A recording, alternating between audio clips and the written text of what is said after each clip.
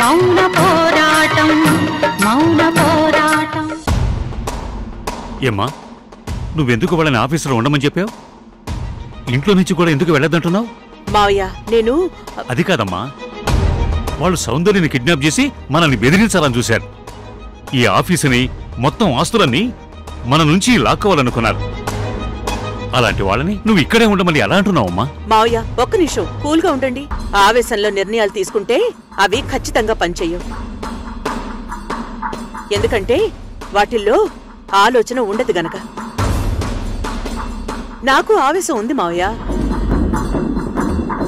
కానీ దాన్ని సమస్యని పరిష్కరించుకోవడానికి వాడుకోవాలే గాని సమస్యని పెంచుకోవడానికో కొత్త సమస్యలు సృష్టించుకోవడానికో వాడుకోకూడదు. అది కాదమ్మా, ఇప్పుడు మనం కావాలనుకున్నది మన చేతికి వచ్చేసింది. నువ్వు ఆస్తి అంతటికి అధికారిని అయ్యావు. బిజినెస్లన్నీ నీ చేతిలోకి వచ్చాయమ్మా. ఇంకెందుకు వాళ్ళు ఇక్కడ ఉండటం అమ్మా? అధికారం ఉందని రెచ్చిపోతే అన్ని డ్యామేజ్లే జరుగుతాయి మావయ్య. అందుకే మనం వాళ్ళు చేసిన తప్పులు చేయకూడదు. ఇన్ని రోజులు మనం ఎదురు చూసింది వాళ్ళని ఇంటి నుంచి పంపించేయాలని కదమ్మా. మనం వాళ్ళని వదిలించుకోవాలి అంటే వాళ్ళు మనల్ని వదిలేస్తారా? వాళ్ళు పావులు లాంటి వాళ్ళు మావయ్య. ఆ పావుల కూరలు పీకేసి ఆ పావులకు అసలు విషయమే లేకుండా చేయాలి. మనకు కావాల్సింది తాత్కాలికంగా ప్రమాదాల నుంచి తప్పించుకోవడం కాదు మావయ్య, అసలు ప్రమాదమే లేకుండా చూసుకోవాలి. ఒకవేళ వాళ్ళని బయటికి పంపించినా వాళ్ల వల్ల ప్రమాదం ఎటునుంచి వస్తుందో మనకి ఆలోచనే తెలియకుండా పోతుంది. జీవితం ఉన్నంతకాలం మనం వాళ్ల గురించి ఆలోచిస్తూ బతకాలా? మన జీవితాల్ని బాగు చేసుకోవడం గురించి ఆలోచించాలా? నేను ఆలోచించాను మావయ్య. వాళ్ళనేం చేయాలో, ఏ దారిలో నడిపించాలో నా దగ్గర పెద్ద ప్లానే ఉంది మావయ్య. అది చాలా లాంగ్ ప్రాసెస్ అవుతుంది. నేనిప్పుడు వాళ్ళని ఇంట్లో ఉండమంటుంది వాళ్ళకి మేలు చేద్దామని కాదు. అయ్యో, నువ్వు ఆలోచించినట్లు నేను ఆలోచించలేకపోయానమ్మా.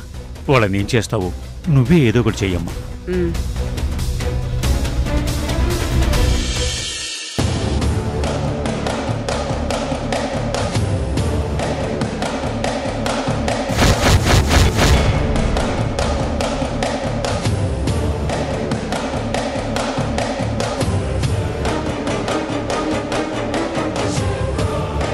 నాకు కళ్ళు కనబడతాయి.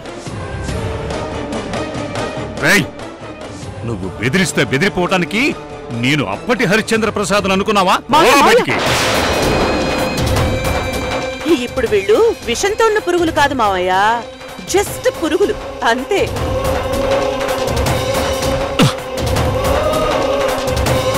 ఆ ముసలోడు నా షర్ట్ పట్టుకున్నాడు. ఆఫీసులో అందరి ముందు నా షర్ట్ పట్టుకుని నన్ను ఇంట్లో నుంచి పొమ్మన్నాడు. ఇన్నాళ్లుగా నేనంటే ఉన్న భయం, గౌరవం అన్నీ పోయాయి.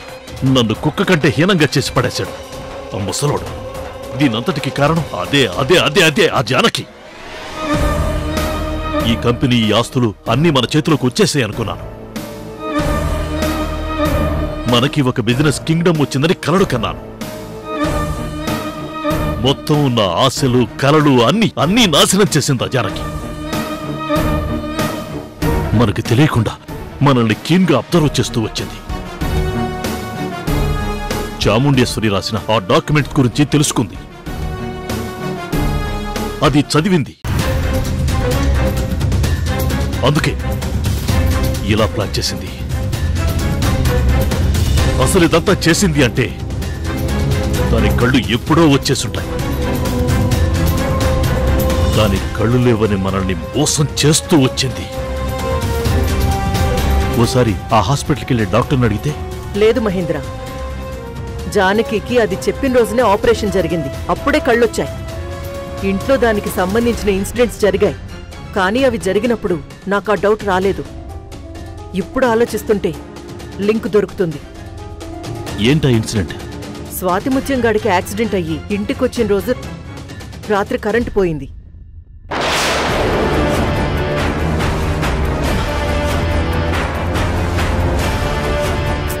గోదావరి, గోదావరి!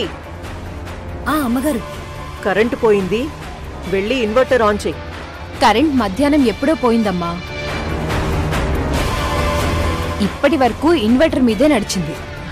సరే వెళ్ళి జనరేటర్ ఆన్ చేయమని సత్తికి చెప్పు. వెళ్ళు. సరేనమ్మా.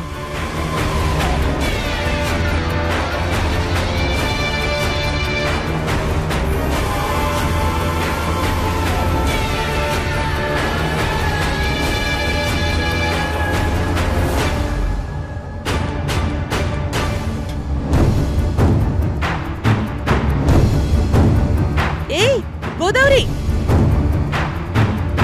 నా కళ్ళలోకి టార్చ్ పడుతుంది. తీ తీ తీ తీ.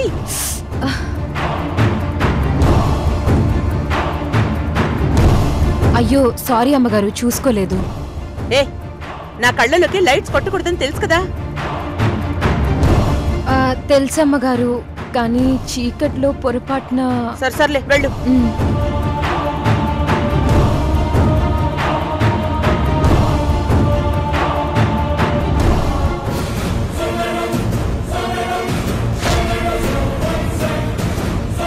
కంటికి ఆపరేషన్ జరిగితే కళ్ళల్లో డైరెక్ట్గా లైట్ పడకుండా చూసుకోవాలి. కానీ గోదావరి పొరపాటున జానకి కళ్ళల్లోకి వేసేసరికి జానకి గోదావరిని తిట్టింది. కళ్ళు లేని పర్సన్కి లైట్ వేసినా వెయ్యకపోయినా ఏమీ తెలియదు కదా. మరి ఈ ఆలోచన అప్పుడెందుకు రాలేదు? లేదు, నేను వేరే ఏదో థాట్లో ఉండి పట్టించుకోలేదు. ఆ తర్వాత కూడా గోదావరి జానకి కళ్ళల్లో ఐ డ్రాప్స్ వేస్తుంటే చూశాను.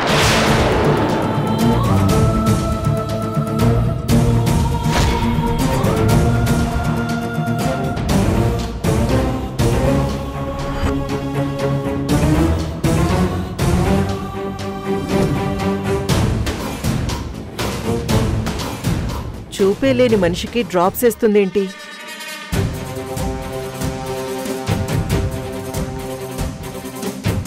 ఏ గోదావరి, ఇలా రా. ఏంటమ్మా? ఏంటి ఏదో డ్రాప్స్ వేస్తున్నావు? జానకమ్మ గారికి కళ్ళు మండుతున్నాయంట. అందుకే డాక్టర్ గారు చల్లదనం కోసమేవో డ్రాప్స్ ఇచ్చారంట. అవే వేస్తున్నాను.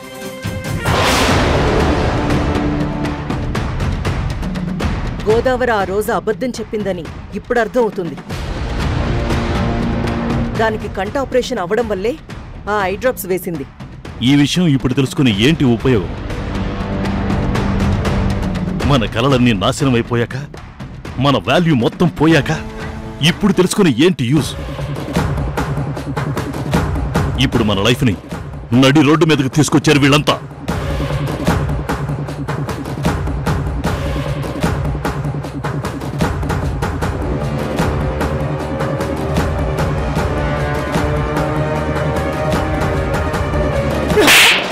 అమ్మగారు, నోర్మోయ్!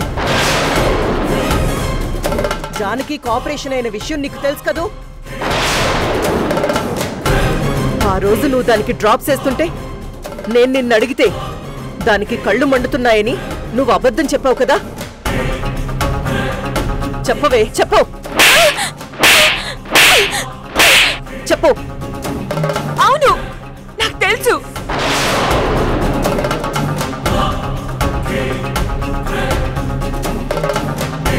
అంటే తెలిసే అబద్ధం చెప్పావా? అవును, చెప్పాను. జానకమ్మ గారు ఆ విషయం ఎవరికి చెప్పొద్దంటే మీకు అబద్ధం చెప్పాను. ఏ తప్ప? ఏయ్, నన్నే ఎదిరించి మాట్లాడతావా? నిన్ను! ఆగండమ్మా. నేనేమీ మీ డ్రైవర్ని కాదు, పెద్దయ్య డ్రైవర్ని. మీకు ధైర్యం ఉంటే వెళ్ళి జానకమ్మ గారిని అడగండి.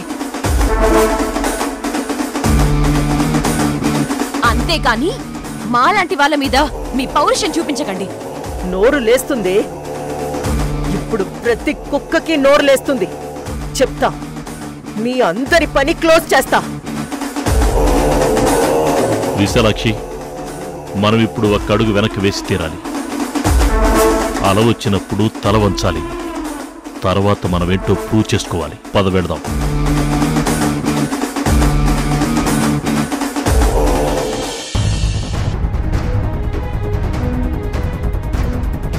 అమ్మగారు, మీ విషయం ఆ విశాలాక్షి చెప్పలేదని నన్ను కొట్టింది.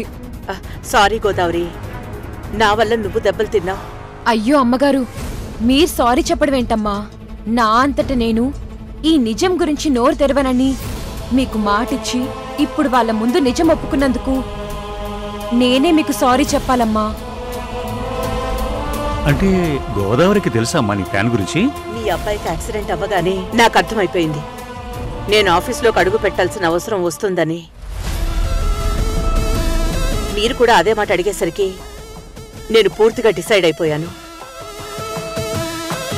అందుకోసం ఏం చేయాలో అని ప్లాన్ చేసుకున్నాను. ఆ ప్లాన్లో నాకు ఇంకో మనిషి తోడు అవసరం. సత్తి లాంటి వాడైతే తన లూజ్ టంగ్ వల్ల గబుక్కున విషయాన్ని బయటికి లీక్ చేస్తాడు. అందుకే గోదావరికి మొత్తం ప్లాన్ చెప్పాను. నేను ఆఫీస్లోకి ఎంటర్ అయ్యాక సడన్ గా కళ్ళొచ్చాయని చెప్తే విశాలాక్షి వాళ్ళు 100 ప్రశ్నలు వేసి ఎంక్వైరీ చేస్తారని నాకు తెలుసు. అలా తెలిస్తే వాళ్ళకి నా గురించి జానక్ గురించి తెలిసిపోయే ప్రమాదం ఉంది. అందుకే ముందుగానే గోదావరితో కళ్ళల్లో టార్చ్ వేయించుకోవడం, ఐ డ్రాప్స్ వేసుకోవడం లాంటి పనులు చేయించాను. అవన్నీ ఆ విశాలాక్షి చూడాలనే చేశాను. నేనిప్పుడు నిజం బయట పెట్టాక విశాలాక్షి అవన్నీ గుర్తు చేసుకుని తనకి తనే సమాధానం చెప్పుకుంది. మహేంద్రకి సమాధానం చెప్పింది. అమ్మా, నేను నా జీవితం మొత్తం మీద చాలా మంది గొప్ప ఆడవాళ్లను చూశాను. ఇప్పుడంత తెలివైన దాన్ని నిన్నే చూస్తున్నానమ్మా. అయినా నాకు అర్థం కాని విషయం ఒకటి ఉందమ్మా. నీకు ఆ వీలునామా గురించి ఎలా తెలిసింది? దాంట్లో ఉన్న షరతుల గురించి ఎలా తెలిసింది? నాకు కూడా దాని గురించి పూర్తిగా తెలియదు. మరి నీకెలా తెలిసింది? సత్తి గోదావరి మాటల వల్ల తెలిసింది మావయ్య.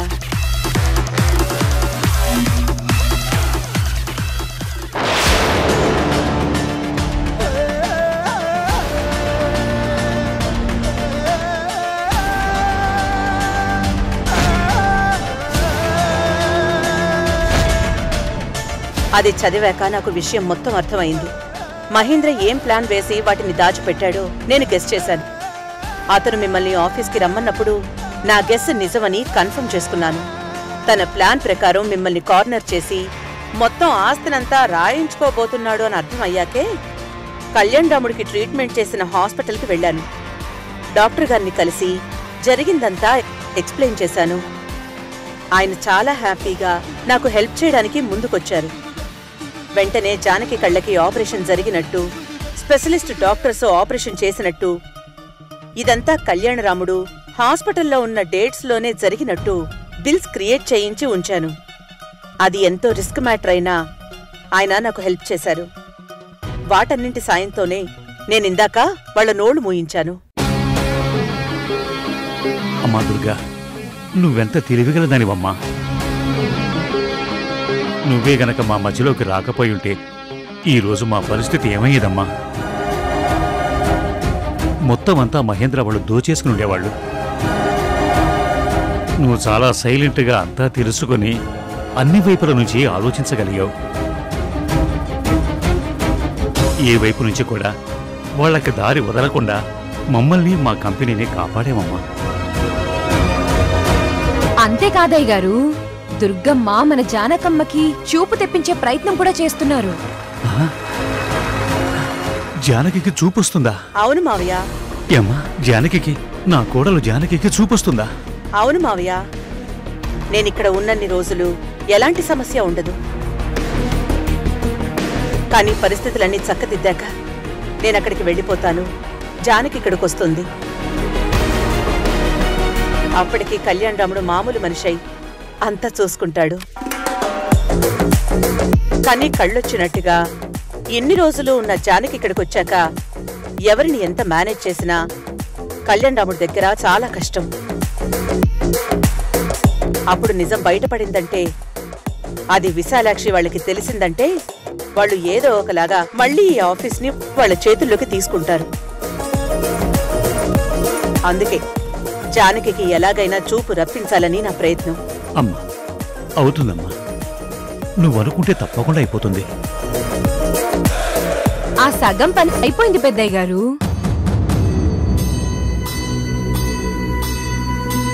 జానకమ్మ గారిని డాక్టర్ దగ్గరికి తీసుకెళ్లడం, ఆయన అమ్మగారికి చూపు రప్పించొచ్చు అని చెప్పడం అంతే అయిపోయింది. అవునా? నాకు నమ్మకం ఉందమ్మా. నువ్వు అనుకుంటే అయిపోతుందనే నమ్మకం నాకుంది.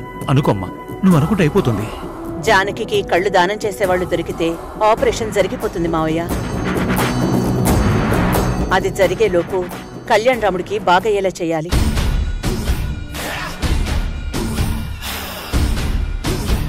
హలో, చెప్పు మధు. రుద్రని జాగ్రత్తగా తీసుకెళ్లి వాళ్ళ ఇంటి దగ్గర దింపేయండి. ఓకే.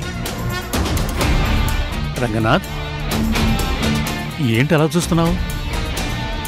నా కోడలు జానకి ఎంత తెలివైందో చూసి ఆశ్చర్యపోతున్నావా? మీ కోడలు జానకమ్మ గారు కాదు, ఈవిడ దుర్గా గారు.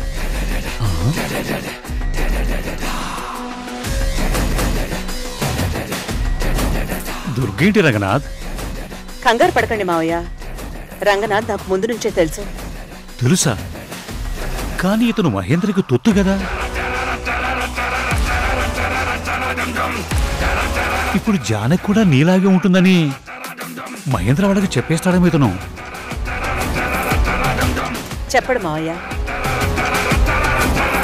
ఎందుకంటే ఇక్కడికి రావడానికి ముందే నేను రంగనాథ్ని కలిసి విషయం మొత్తం చెప్పేశాను.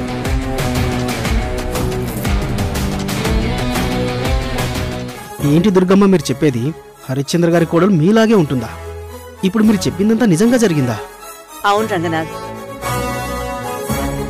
ఇప్పుడు జానకి మా ఇంట్లో ఉంది. నేను హరిశ్చంద్ర గారి కోడలుగా ఉన్నాను. దుర్గగా నేనెవరో తెలిసిన మనుషులు మన ఆఫీసులో 3 ఉన్నారు. 1 నువ్వు, 2 మురారి, 3 ఆ సువర్ణ. చెప్పు, నువ్వు నాకు సాయం చేస్తావా?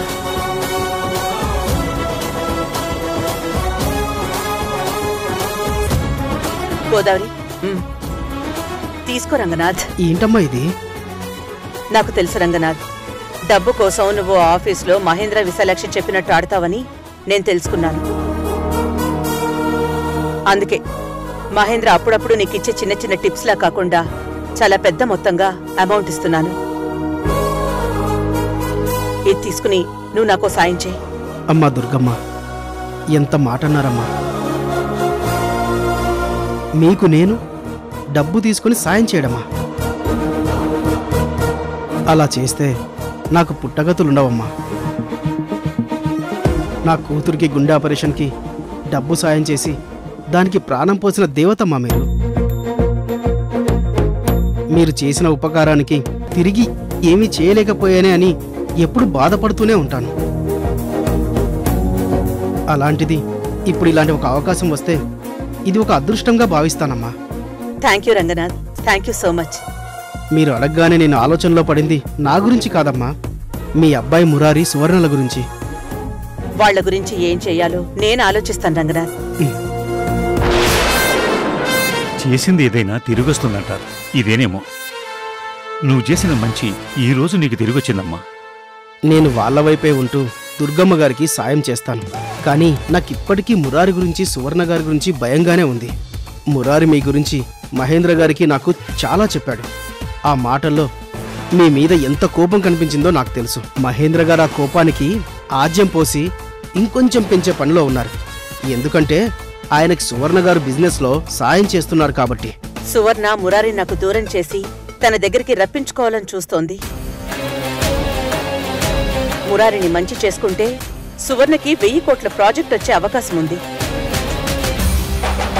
అందుకే సువర్ణ మురారి కోసమే మహేంద్రకి విశాలాక్షికి బిజినెస్ లో హెల్ప్ చేసి వాళ్లతో పార్ట్నర్ గా జాయిన్ అయింది.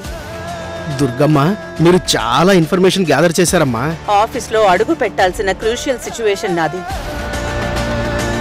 గెలవాలి అనుకున్న వాళ్ళెవరైనా ముందు తనకి ఎదురయ్యే అడ్డంకుల గురించి చాలా డీటెయిల్డ్ గా తెలుసుకుంటారే గాని అక్కడ అడుగు పెట్టగలిగితే తనకి ఎంత మంచి జరుగుతుంది అని ఆలోచించరు. కాని తల్లి, ఈ రంగనాథ్ అంటే నీ వల్ల మేలు పొందాడు కాబట్టి నువ్వు చెప్పినట్టు వింటాడమ్మా. కానీ సువర్ణకి నీ కొడుకు మురారికి ఏం చెప్తావు చెప్పు? వాళ్ళక్కడ నిన్ను చూస్తేనే మొత్తం అర్థమైపోతుంది కదమ్మా. మహేంద్ర విశాలాక్షి వాళ్ళకి ఇప్పుడు ఈ ఆఫీస్లో ఏ అధికారం లేదు. కాబట్టి వాళ్లతో పార్ట్నర్షిప్ పెట్టుకున్న సువర్ణకి ఈ ఆఫీస్లో చోట్లేదు. ప్రస్తుతం సువర్ణ దగ్గర చేస్తున్న మురారికి ఇక్కడికొచ్చే అవకాశం ఉండదు. అంటే సువర్ణ గారి బిజినెస్ ఆఫీసు మన ఆఫీస్లో ఉండదా అమ్మగారు? అవును, ప్రస్తుతానికి నేను వాళ్ళిద్దరికీ జానకిగా ఎదురు పడకపోవడమే మంచిది. అలా చెయ్యాలంటే ఇదొక్కటే దారి కనబడుతోంది నాకు. రంగనాథ్, నువ్వు నా తరపున సువర్ణతో మాట్లాడు. వాళ్ళ ఆఫీస్ని వెంటనే ఇక్కడి నుంచి షిఫ్ట్ చేయమని చెప్పు. నేను మహేంద్ర వాళ్ళకు కూడా చెప్తాను. సువర్ణని మురారిని నాకు ఎదురు పడకుండా నువ్వే చూసుకోవాలి. అలాగేనమ్మా. సరే, ఇక మేము బయలుదేరుతాం. సరేనమ్మా. పదమ్మా.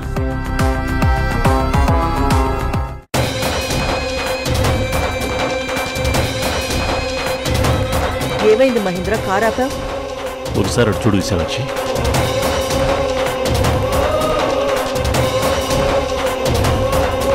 ఆ అమ్మాయి అదే జానకిని కాపాడటానికి వచ్చిన అమ్మాయి. ఎన్ని రోజులకి దొరికింది? దీన్ని పట్టుకుని అసలు జానకికి హెల్ప్ చేసిన మనిషి ఎవరో కనుక్కోవాలి.